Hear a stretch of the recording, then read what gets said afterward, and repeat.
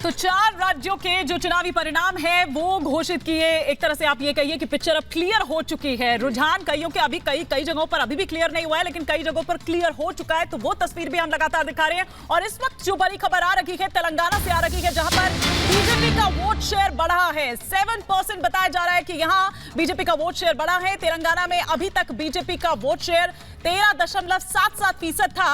2018 में बीजेपी का vote share 7% था और अब देखें तो अब ये 13 हो गया है। 7% का इजाफा इसमें देखा गया, बिल्कुल दुगना हो गया है। और रुझान जो है जीत हार में बदलते जा रहे हैं अलग अलग राज्यों में। और ये खबर क्योंकि तेलंगाना की आपने दी हिमानी, एक चर्चा करते हैं। हम देख रहे हैं कांग्रेस का इकोसिस्टम जो है ये इस बात को दिखा रहा है कि दक्षिण भारत में और उत्तर भारत में एक क्लीवेज आ गया है, एक लकीर खिंच गई है या मजबूत हो गई है कर्नाटका के बाद।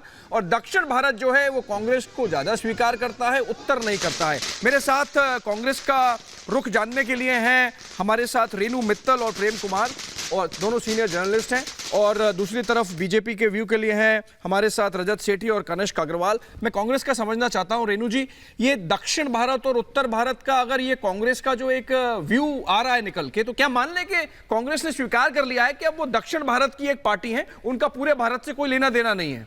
नहीं, कांग्रेस ने स्वीकार नहीं किया, ये मीडिया ने शायद स्वीकार कर लिया है। कांग्रेस के नेता क्योंकि कांग्रेस, कार्ति चिदम्बरम तो कांग्रेस के नेता हैं, वो ट्वीट कर रहे हैं। नहीं, देखिए एक मिनट बोलने दीजिए। कांग्रेस जो है वो बहुत कॉन्फिडेंट थी कि वो मध्य प्रदेश और छत्तीसगढ़ जीत रही है। राहुल गांधी ने इंडिकेट किया कि शायद राजस्थान हार रही है।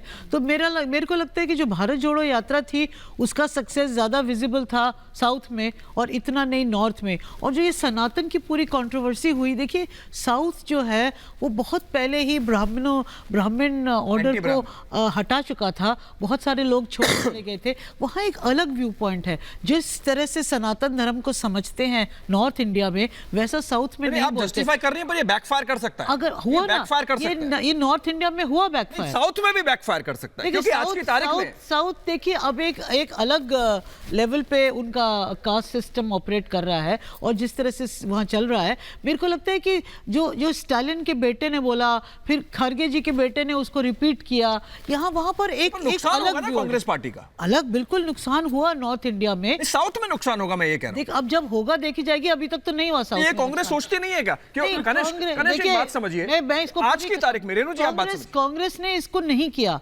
ये देखिए जो वेरियस रीजनल पार्टीज हैं जो रिजर्वेशन के बल पे चली हैं, वो पार्टीज जो है इसको आगे बढ़ा रही है। कांग्रेस ने जरूर इसका खंडन नहीं किया, इतना हुआ। कांग्रेस पुश कर रही है उसको। देखिए कनिष्क एक बात समझिए कि कांग्रेस पार्टी के ऑफिशियल जो नेता हैं वो लोग ट्वीट कर रहे हैं कि ये साउथ और नॉर्थ का मामला हो गया है।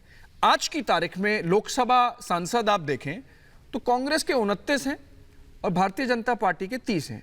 तो क्या विचार मंथन बिल्कुल खत्म हो गया है कांग्रेस में, ऐसा लगता है?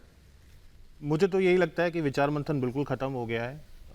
वो अपने आप को क्षेत्र तक सीमित कर रहे हैं कि भाई हम दक्षिण के में ही अब जीतेंगे, और वहीं के हिसाब से रणनीति भी बना रहे हैं, कोशिश कर रहे हैं। लेकिन नॉर्थ में बिल्कुल अगर देखें तो उन्होंने कुछ भी नहीं किया है।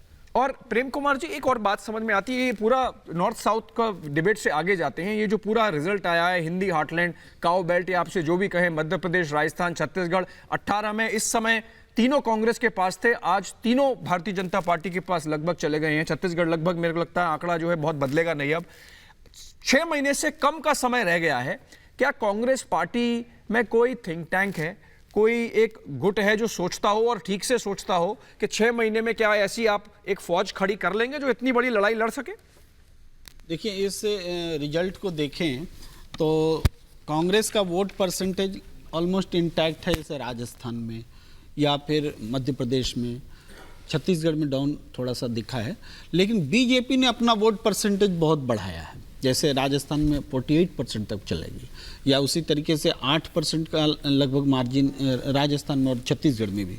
तो ये जो बीजेपी ने अपना वोट बैंक बढ़ाया है, तो उसके मुकाबले कांग्रेस की रणनीति कहीं कमज़ोर रही है कि बीजेपी ने यहाँ लीड किया।